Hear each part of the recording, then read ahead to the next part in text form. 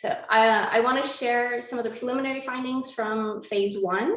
And as I mentioned, really looking forward to getting feedback from everyone. So we'll have a couple group discussions, or we might be a small enough group to just all stay together and talk about this piece.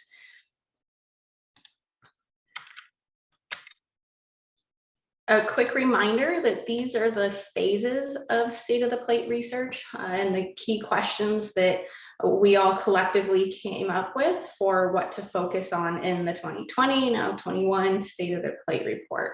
What I'm talking about today is really just that phase one piece where we were looking at the assets and the barriers of the food system, and eventually evolved into also thinking about how these things have shifted in light of the pandemic.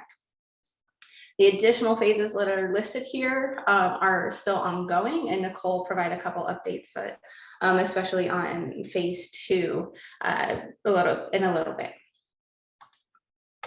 What we've done for phase one is really rely on surveys, the sort of preliminary meeting that we held that many of you participated in back in September of 2020, and then a series of interviews over the course of the spring that you'll see Dylan Turner here helped do a lot of those interviews, and many of you may have talked with him along the way. We tried to get a really wide representation across the food system in both the survey responses and especially the interviews, where we had a little bit more control over who we were reaching out to. And so you'll see we met with folks in nonprofit organizations, those connected to farmers markets, government, business and retail, food production, and more.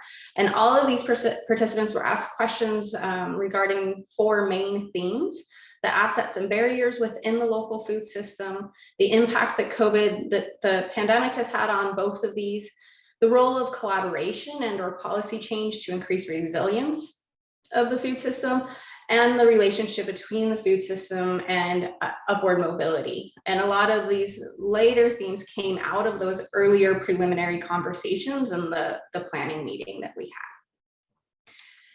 had. And here's what we found. So in terms of organizational assets, they can really be broken down into three overarching categories. The biggest assets that were existing relate to infrastructure, knowledge-based assets, and labor and relationships. Infrastructure was defined quite broadly to include not only physical spaces that further an organization's work, but also their technological capacity and physical proximity to important areas like their customer base. Knowledge-based assets included both expertise associated with an organization's mission, whether that's culinary knowledge, agricultural knowledge, or a background in education, but also knowledge of the food system itself, understanding client needs, which other organizations operate in the Charlotte region, and how everybody can work together, provide a useful foundation for an organization to really be able to excel at its work.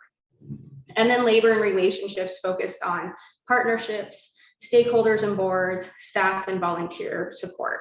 And so you can see from the information on this slide that within the surveys and interviews, key assets we found across these categories include partnerships and collaboration, which was a top asset in both surveys and interviews. But I'll talk in a couple of minutes about some barriers and some nuance in that. And then significant assets reported in expertise and a couple of the aspects of infrastructure. Funding, not surprisingly, was a prominent topic, and it came up so much that we have separated that out throughout the findings, and I'll come back to that in more detail in a couple of minutes. In terms of barriers, the same categories really apply and came up. We identified barriers in two ways. Through survey responses in which people were identifying assets that they don't have but that they need, so sort of that inverse of our assets question, as well as specific questions in both the surveys and interviews about challenges that organizations and businesses face. Again, this shows a need for sustainable funding, but also expertise in obtaining that funding, and a need for physical infrastructure such as meeting space and refrigeration and storage. These same challenges were identified when asked about challenges instead of assets that you don't have but you need. And a lot of the same things came up, but there were a few more categories and nuance when asked in a different way. Especially the need for better sharing information and resources across the food system and with key stakeholder groups. Infrastructure remained a challenge, as well as limited staff size. And in interviews, this was often tied to limits on funding. In interviews in particular, challenges arose in looking for more representative and strong leadership for our food system and in relationship to collaboration. We also eventually shifted to looking specifically at pandemic impacts. And as you can see here, the biggest impacts reported in surveys were the increased reliance on technology, an increased demand, and the need for new supplies. And I think for many of us working in the food system every day, these aren't terribly surprising to see that these were some of the biggest impacts that were appearing.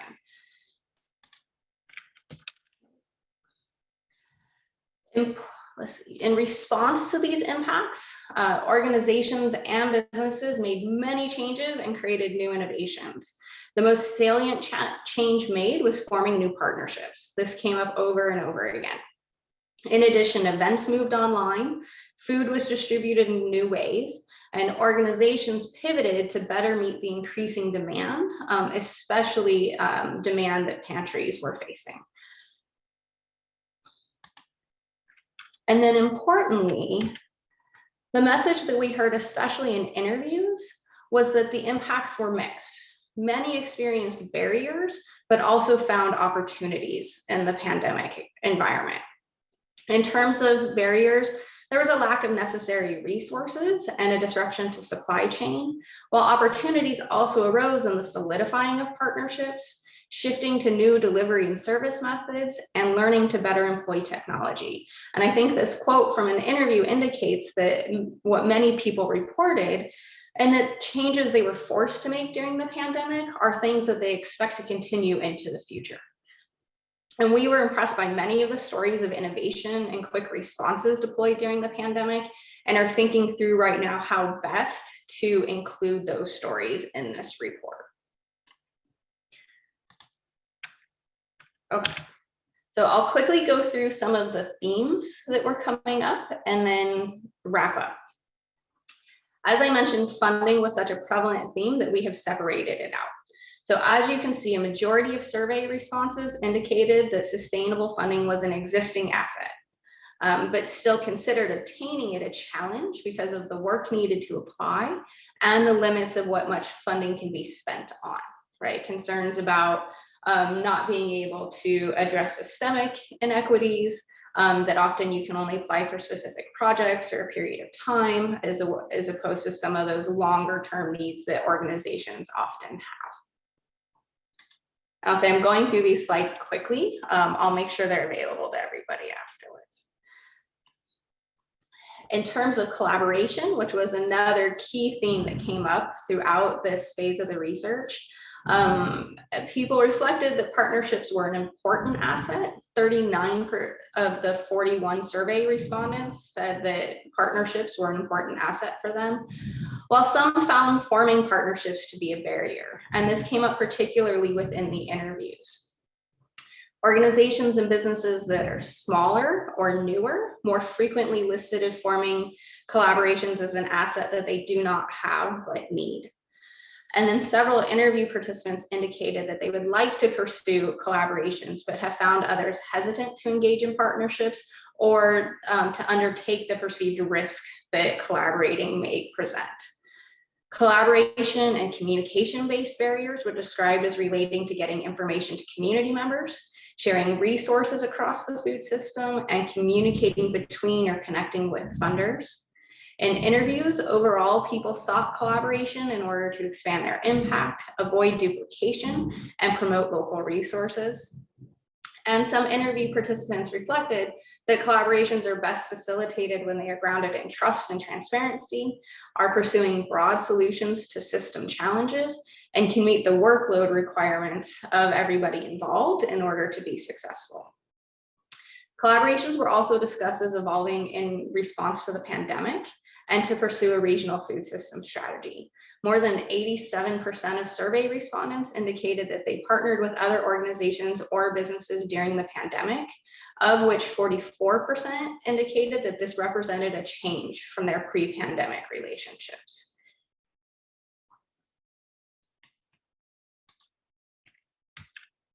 We also asked about food hubs, and this was particularly in response to preliminary interviews and the planning meeting in September 2020. In surveys, food hubs were seen to provide virtual opportunities to connect, as well as a physical space with, say, a community kitchen, shared refrigeration and storage, or other needed space. Interview participants discussed what a food hub means to them, and recognizing that some forms of a food hub already exist in, say, FreshList. They also discussed what benefits they envision a food hub could provide, such as an avenue for coordination, a centralized location, shared infrastructure, and a strategy for enabling distribution, as well as what challenges food hubs might encounter, including around funding and where to locate. Some key aspects regarding food hubs that arose in interviews was their potential to serve as a centralized location or distribution point, to foster shared infrastructure and coordination, and to pursue funding collectively. Importantly, there was a difference of opinion as to whether one centralized location was desirable or whether there should be multiple food hubs serving specific neighborhoods or parts of the city. On the one hand, the latter model allows being more responsive to neighborhood dynamics, but on the other hand, it doesn't meet the need of farmers to be able to take their goods to a centralized point. And so this really comes down to a question of what the goals are of the food hub and who they're seeking to serve. In surveys and interviews, we ask questions about the relationship between upward mobility and the food system. And these charts show that survey responses emphasize jobs and ensuring health and well-being, while interviews provided a bit more nuance to these answers. We started with interviews asking people to define upward mobility, and the quote that I put here is one such answer that I thought was particularly illustrative. And then folks expanded on this relationship between food systems and upward mobility. Many made clear that in order to foster upward mobility, we must also address racial and systemic inequity, and that upward mobility must be understood as encompassing multiple urban systems: transportation, housing, employment, and food.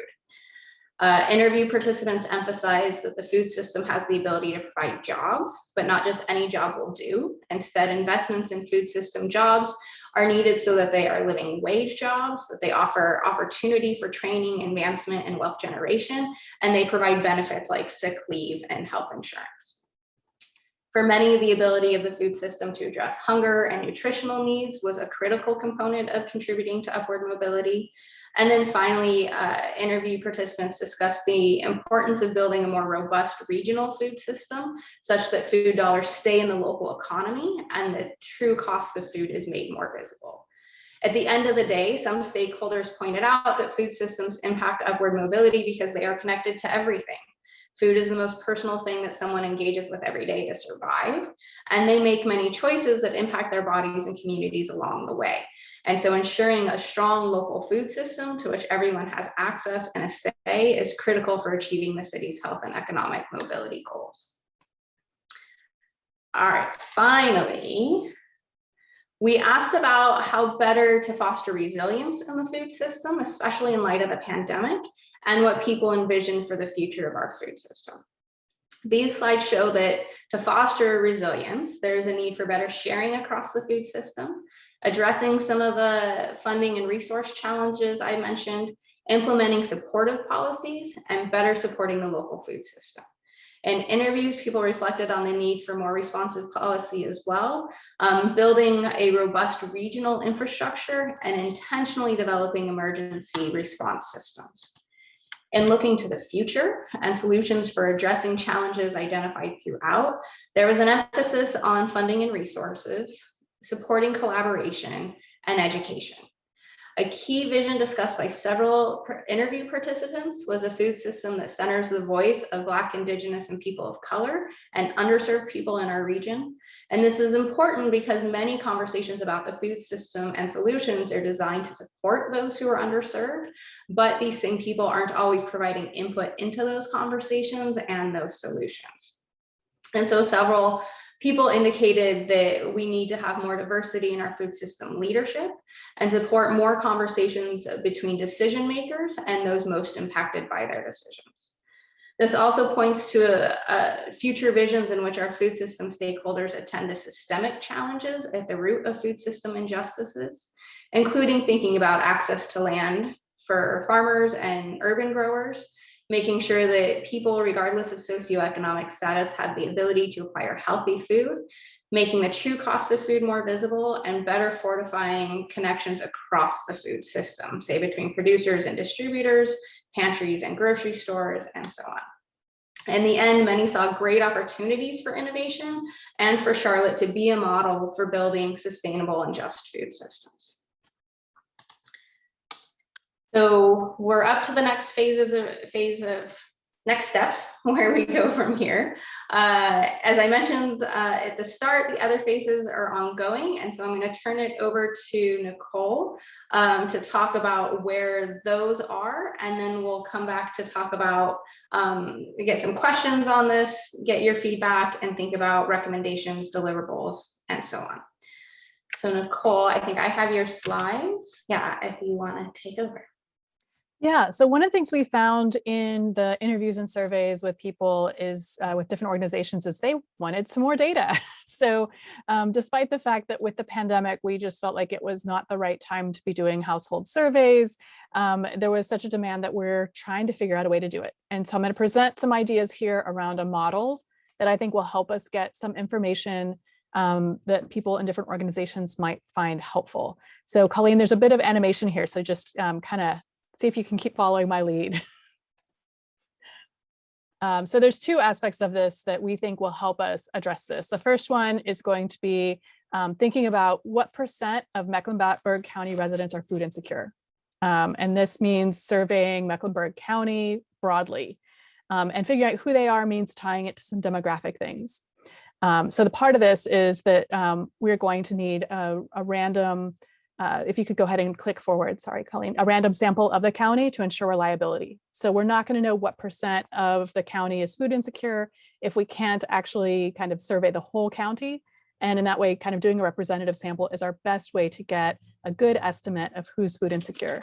Other assessments, people use the Feeding America survey or Feeding America data, which is based on proxy indicators. It's based on income levels and housing and food costs. And so that tells us what we would expect our food insecurity level to be, but we have no idea. We have no direct measure of that in our county at this time, which is really unfortunate. And in 2015, we collected that through the State of the Plate survey through a snowball sample where we shared it as widely as we could. Our ideal here is to do something that's more reliable than that in terms of the random sample. So I'll talk about that in a second. The second aspect is to understand more about the experiences and needs of residents during COVID. And these would be questions about how people have adapted, what kind of resources they've found, how things have changed about their shopping patterns or other things. And the other bullet point under here is that this is a little bit less intensive. It's we don't have to have a random sample of the county to get these answers, and we can ask more questions than if we try to do a phone survey with a lot of questions that we want to ask. So it gives us a little bit more flexibility to break it into two different aspects. And that's why I'm kind of going through that today in terms of thinking about if we talked about this in two aspects, what would that get us? So Colleen, if you can go to the next slide. So part A would really be thinking, as I said, about that % of residents who are food insecure. And there's a couple pieces of that. Just go ahead and click through. One, that we've got some USDA food insecurity questions. As I mentioned, a phone survey would allow us to get a pretty reliable survey of the county. It's not ideal. Some people still don't have phones or don't answer their phones like me, but a lot of people, we would reach more people than we would through an internet survey or paper survey or things like that. The downside is it's very expensive to get a sample of 400 random residents of the county. And so we're thinking about working with two options. One is we've talked with the Urban Institute at UNC Charlotte about being part of their omnibus survey for the Quality of Life Navigator. And we could kind of incorporate 2 or a couple more questions, maybe 6 in this. And we've applied for some funding from the American Heart Association for this. So we're hoping that we'll be able to get some funding that will allow us to do that. The Urban Institute charges about $1,400 per question for this. As I said, it's pretty expensive. The other option, and I'm in discussions with a couple people at Mecklenburg County Public Health to try to get 2 questions into their behavioral risk factor surveillance system, or BRFIS, that they do every year. And they're going to be putting this together in the spring. And we're hoping that we'll be able to get the 2 kind of key USDA questions about food insecurity into this. And that, I believe, goes to, I think, 900 or 1,000 people. The whole cost for BRFIS is around $90,000. So again, that expense for us as a group would be really prohibitively high. So the goal is to be able to use one of these 2 surveys to reach a random sample of Mecklenburg County residents with a couple of questions that could give us an answer to who is food insecure, or how many are food insecure, and who are they, based on the demographics that we collect also. So the next slide talks about that part B, and this would be ideally, we could share it more through some of our partners and reach more, maybe not more people, but at least people who would be willing to answer more questions. And I'm thinking right now that we could do a core module that would include some key questions around food insecurity. If you could keep clicking, Colleen. So it would repeat some of the USDA questions and demographic questions so we could compare, but have more specific questions about how people are doing and what services and programs they access and how that's changed during COVID. So we could kind of think about this as what we would want to know as a large group about the residents in Mecklenburg County. The second part of this would be an organizational module or modules. Each organization, in theory, could put together a module with questions that they would like to know from their clients, because they would ideally be helping us circulate this to their clients. So you could get feedback from your current clients, you could get more information about who they are or other programs they access or other kinds of questions that you're looking for. So because this part, we wouldn't want to do it through the phone because it's so expensive to do each question.